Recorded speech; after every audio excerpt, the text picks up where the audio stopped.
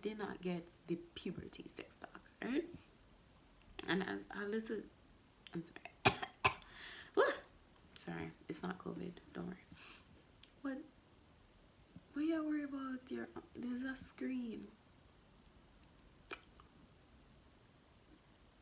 I'm sorry, I just had a moment.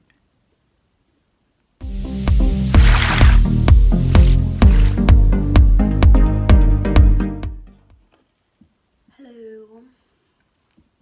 So, I've been thinking about doing this video, and my internal guidance is telling me that I should do this video. I went out with my friend today, and I said, this is the best time because why would I waste my face? You know, what better time would there be to do this video than when my face is made up? Why waste my face, right? But I'm gonna talk about my dad issues and how that kind of led to me having worse experiences in life. And you're probably gonna be like, why is this girl putting her business on the internet? Honestly, it is because I no longer give a fuck. Like, I don't care about I mean, I'm still a private person, but like them look at something here, them not really matter, because I've been through healing and I realize that these things are a part of the human experience. They are a part of my story, and what will help others to heal is me telling my story. I'm me telling you that I've reached this far, although all of this shit has happened to me, right? So at this point in time, it really doesn't matter to me. In the past, I'm not gonna lie to you, I didn't really care about people's opinions. Although I kind of did at this, but every day, more and more, I give less of a shit about what people have to say. So yeah, I'm gonna tell you about my issues, and I hope that in some way, shape, or form, it will help you. I'm just gonna be rambling. I'm just gonna be talking and telling you about shit, and the fact that I'm still here, regardless. So hope it helps you for real. So first of all, I'm actually pretty fortunate. My father is a very nice person. He's a sweet person. He's a great man. He's he is a good person. But that's kind of where my issue lied. I thought that he was such a good person to other people, especially like in church people and stuff, and he always put them first and stuff. And I felt like, yo, this man don't love me, and it caused me to be like, if my father don't love me, how is a man going to love me? And I would say things like, my father broke my heart, so no man can break my heart. And I used to be so cold-hearted, and I was a germs, a junk girl, trust me. But in my healing and stuff, I realized that the father wound is a generational curse that needs to be broken and whatever. I mean, at this point, I have to believe in reincarnation. I study Buddhism on my own. Like I read a lot because that's how I learn to suffer better. So I believe in reincarnation. I believe that I chose to come here. I believe that I chose to come here for a reason. I chose my family, I chose my circumstances, and everything. Because if I don't believe that, I will literally kill myself. I will literally, if somebody convinces me successfully that I am not reincarnated and I'm not here for a specific purpose, I will literally immediately commit suicide because of how much I've been through. And it's because of my daddy issues that I ended up in some really, really, really bad situations. I chose those situations to me consciously, but because of this subconscious wound, it caused me to get into a cycle of hurt. Some of the things that happened to me, I can't even blame myself, and I refuse to blame my father for it, because he he was just doing, he did his best, he did his best, knowing what he knew, and he's everybody is learning in life. Everybody is learning in life. And don't think I'm speaking broadly, because some of you have some fathers that deserve some really bad fates. I'm not kidding. So don't think that I'm speaking broadly. I'm speaking based on my experience, and I'm speaking based on, the fact that I know that there are some parents who are terrible parents simply because they don't know better. There are some parents like that. They're good people, and they're flawed people, right? They're flawed, and we take on their flaws and internalize them, and them hurt us. But really, we're here to rise above that, because we can't make what other people do to us determine our future or fate or whatever. So I know for a fact that I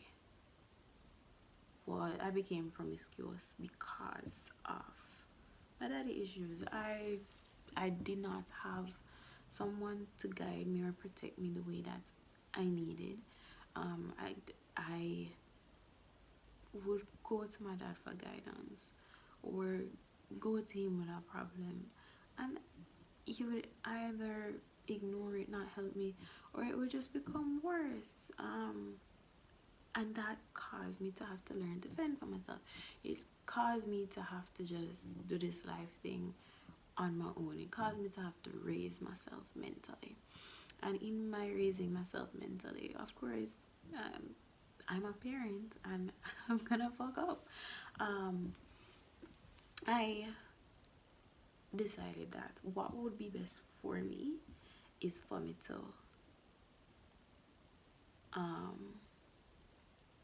lose my virginity to somebody who I did not love, right? Because everybody else said that them lose them virginity to somebody with them love and really care about, and them break them hearts, and I was like, yo, I'm not into the heartbreak thing. So I said, I'm gonna lose my virginity to somebody who I don't care about, right? First of all, I don't think I got a sex talk. I don't recall having a sex talk, apart from, the whole religious trauma thing, right? They're like, no sex before marriage and whatever. And you're a sinner if you have sex before. I did not get the puberty sex talk, right? And as I listen, I'm sorry. Sorry, it's not COVID. Don't worry. What you worry about? There's a screen. I'm sorry, I just had a moment. Yeah, I didn't have the sex talk. And as a child who had been depressed their whole life, and going through puberty, going through depression, obviously I would need some guidance, but I did not have that guidance. I ended up being 20. I held on to my virginity until 20. And I'm very proud of myself for that, even though I had my cohort tendencies before then. But yeah, I decided that I was gonna lose it to this John Crow, because there's no way that I could fall in love with him, and that would make things easier for me. Now, another thing that issues may cause is the need for you to be dominant or assertive.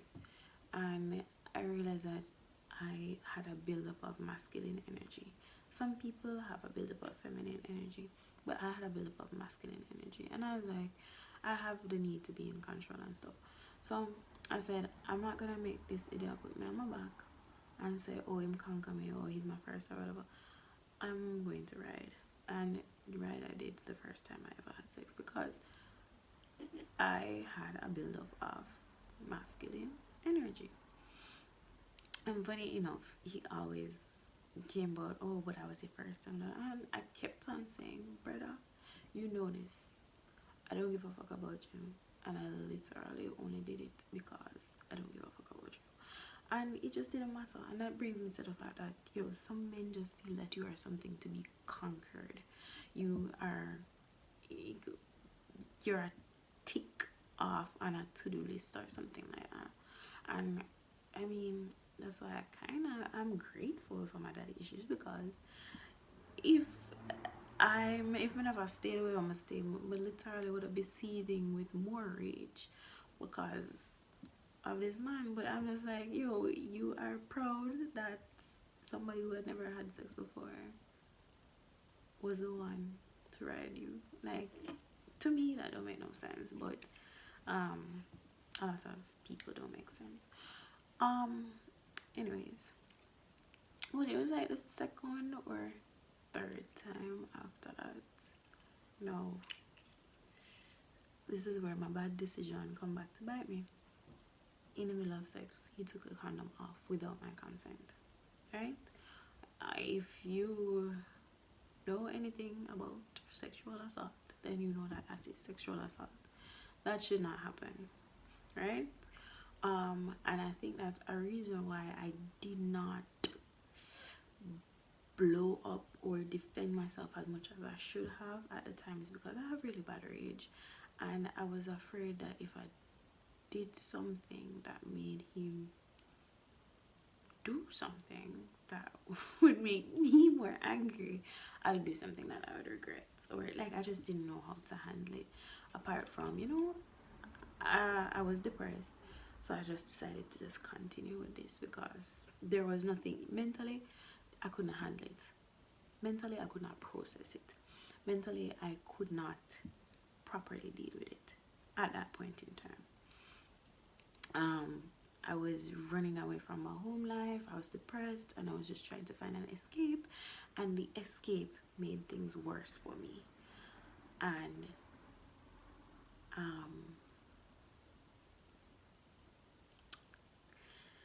the funny thing is, 2020, because of the pandemic, like I literally was into my healing thing. I was into doing things that I love finally. I was cooking, I was doing puzzles, I was reading, and most importantly, I was going to therapy more often. I was finally healing, and then because I was healing from and bringing up a lot of stuff, and my therapist was helping me through a lot of stuff, it brought up a lot of things from the past, right?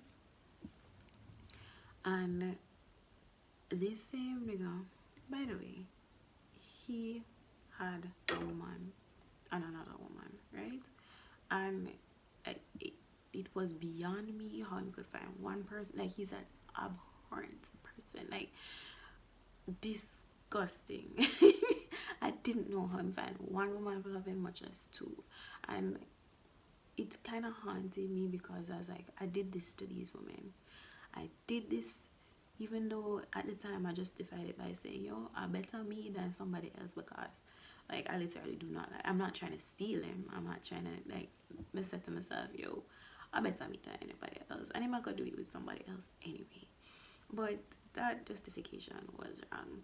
And I mean, I knew one of the women, and she's so sweet. She hate me and all of that, but she not understands that I was literally being evil to him for her as well, because like he would have come to me about her and say some things, and I was like, this woman don't deserve this shit. She don't deserve this.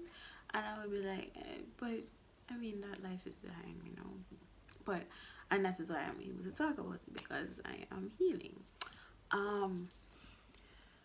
But he messaged me, I think it was in response to one of my statuses or something. This was back in 2020, when I'm on my healing journey, when I'm getting in touch with nature, when I am becoming one with God and everything, right? And I brought up the fact that yo, it was sexual assault. The fact that you took the condom off without my consent, and you know what I brother said? Yo, I know. They tell me if you want. He said, oh.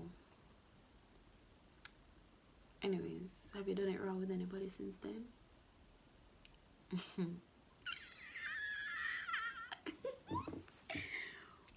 Wow.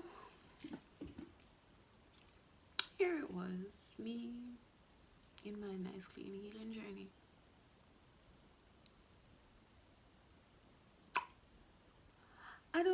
I can't tell you. I don't know if YouTube going censor me or if, I don't know what would happen if I tell you what really I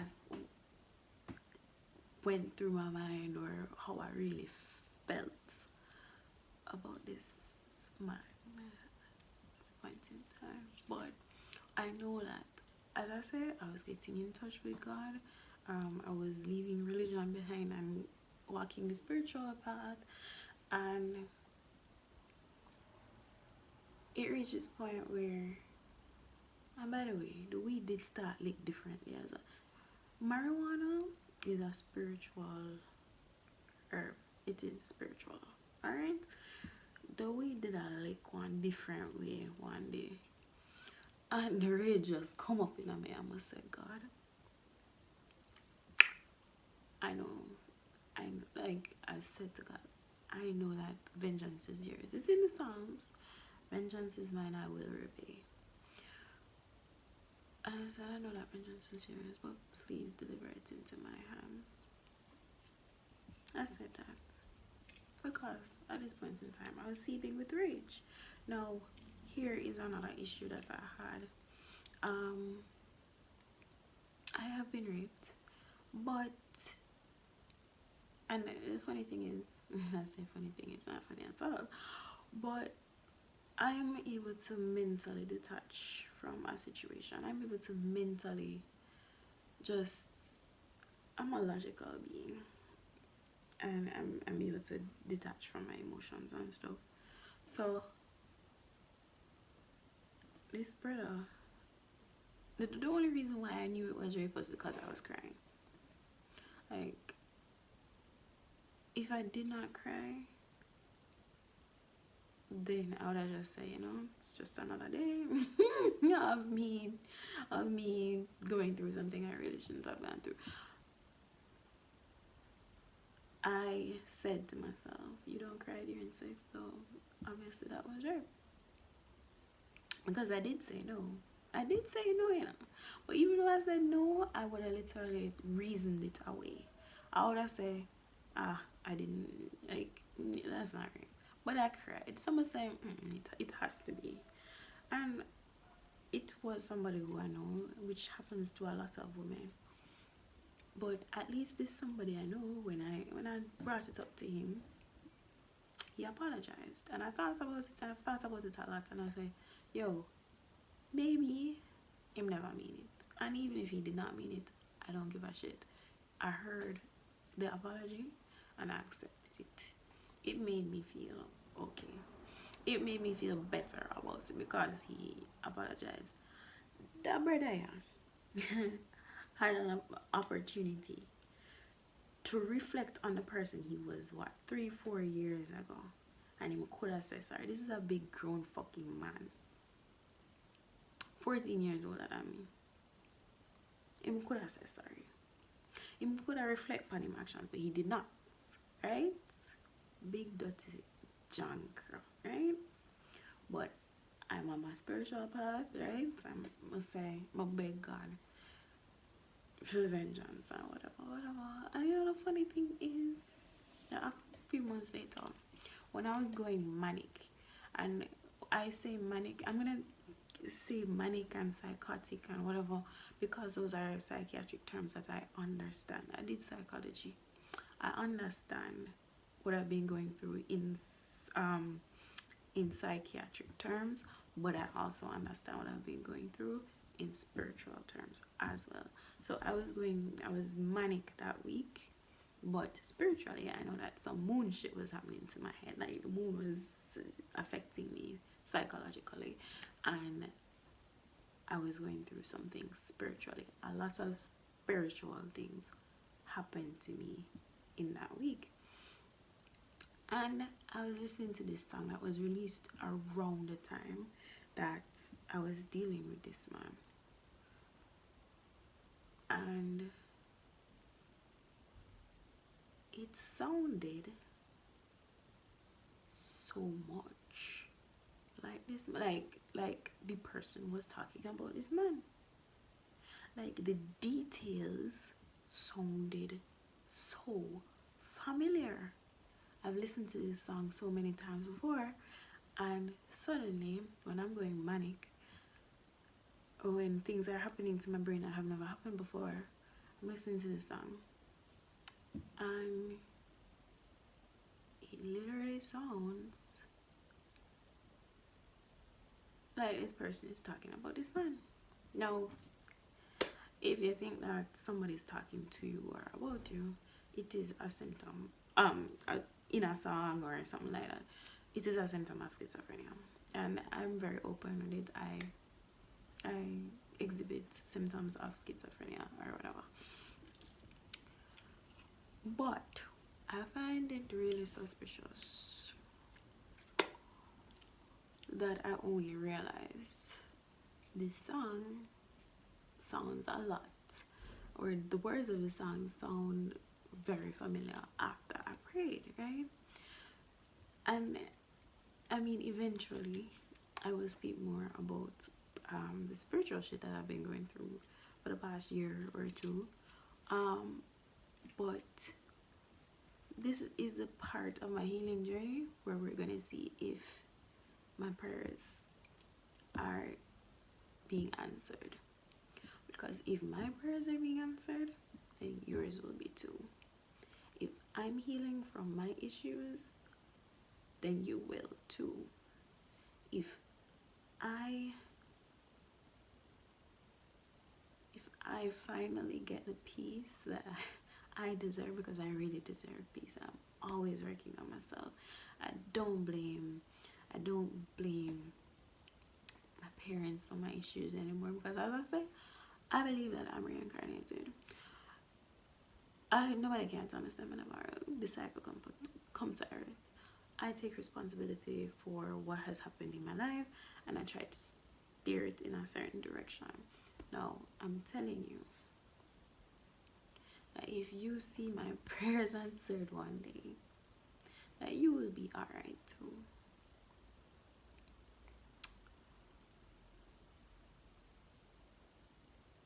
Yeah, that's it. I've been through some shit, and this is a point in time where I'm gonna be open. I'm gonna be very open, because I know I'm not the only one suffering. I know. I know that there are a lot of things that you guys are going through, and you don't have therapy. I had a therapist. Daddy issues fuck you up terribly. And then because if you make decisions I mean, I thought that I was making conscious decisions, they were directed by my subconscious mind to recognize eventually that I needed to heal certain things, to recognize that I was acting from a place of hurt, acting from that wounded inner child that needed guidance and protection, but didn't have it. But I'm on a spiritual journey, so let's see what happens. As I say, as long as if you see me alright one day, I'm not go more than alright. Anyways, if you are healing, if you are growing, if you are putting your best foot forward and everything, I love you. You can do this. Keep going.